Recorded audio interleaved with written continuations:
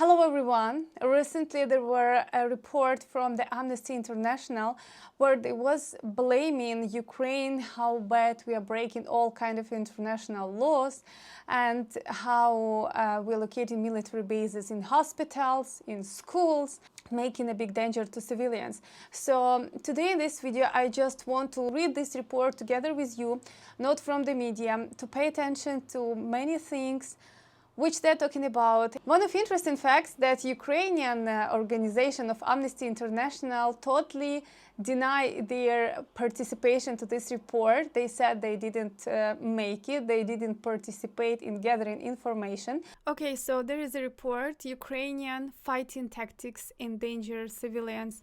And what Amnesty International claimed that military bases set up in their residential areas, including schools and hospitals, attacks launched from populated civilian areas, and some bad words about Russians.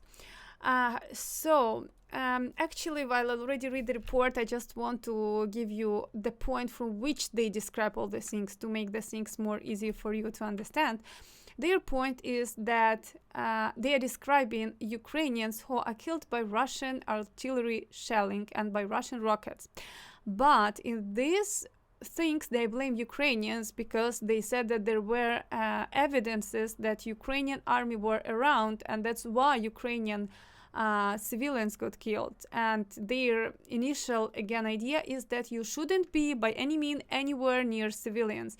So if you are Ukrainian army, you must stay somewhere on the fields, as they write here, in the woods and some in dense wood and so on. And it's very interesting because, by the way, this report is made only from Kharkiv, which is heavily attacked by Russians, and they really try to take it over since the beginning of the war, in Donbas region, which is almost occupied, and in Mykolaiv, which has super strategic meaning, and they're also fighting for every kilometer of the land, literally.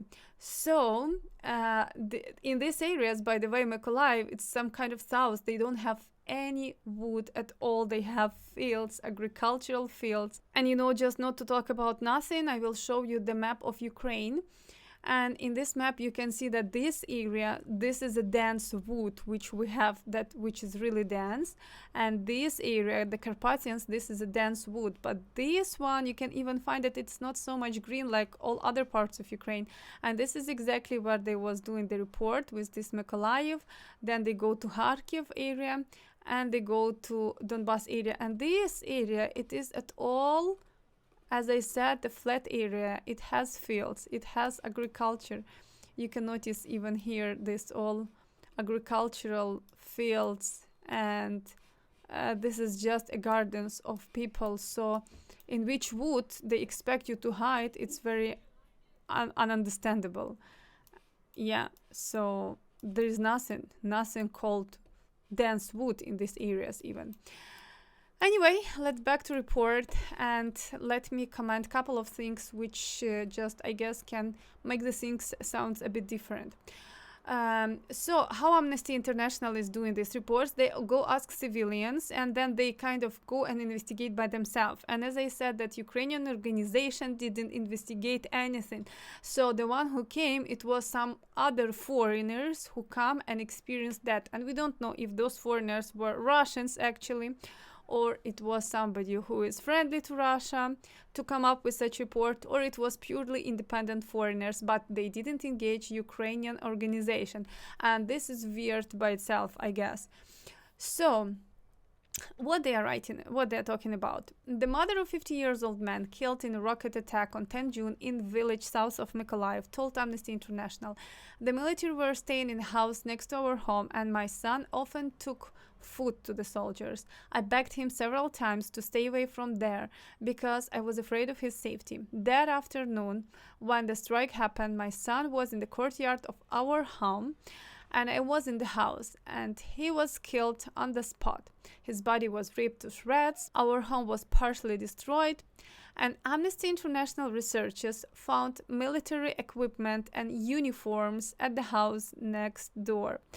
In this area, this areas is super strategic and super desirable for Russia. Exactly this Mykolaiv. I will show you. This is the one. So actually, Kherson is already occupied, and Crimea is occupied, and all these areas is occupied, and they are fighting all these directions in all kind of like these small villages because they need to take over Mykolaiv as well, and actually in the idea cut Ukraine totally from the Black Sea, so they will go later to Odessa.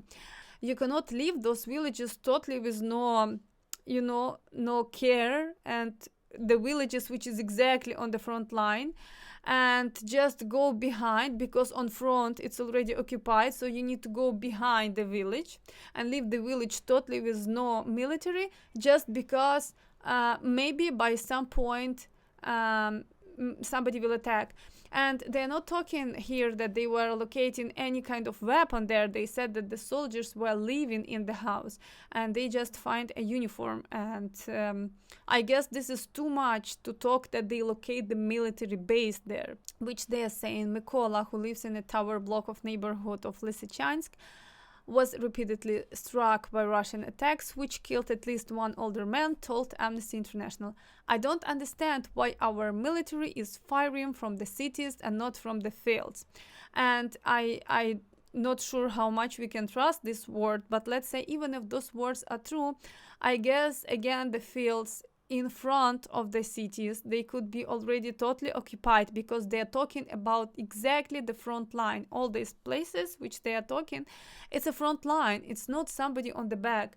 And if you will leave the whole city without any military, and I'm not talking about military firing the artillery, but there must be some people present. I guess this is not normal if there will be no military people at all, and all military will be totally behind. So actually you can come, take over this city, and then military have to go back again behind another city, because again they will appear to be somewhere in the areas around civilians. So I'm not sure even how much is it logical, but again, waiting for your opinion. And another resident, he said there is a definitely military activity in the neighborhood, because when there is the outgoing fire, we hear incoming fire afterwards. And I'm not sure how much you can take these words, because I definitely hear that there was something coming and something going, as there is for sure. This is our house, and next to our house you can say that Ukraine make the whole military base.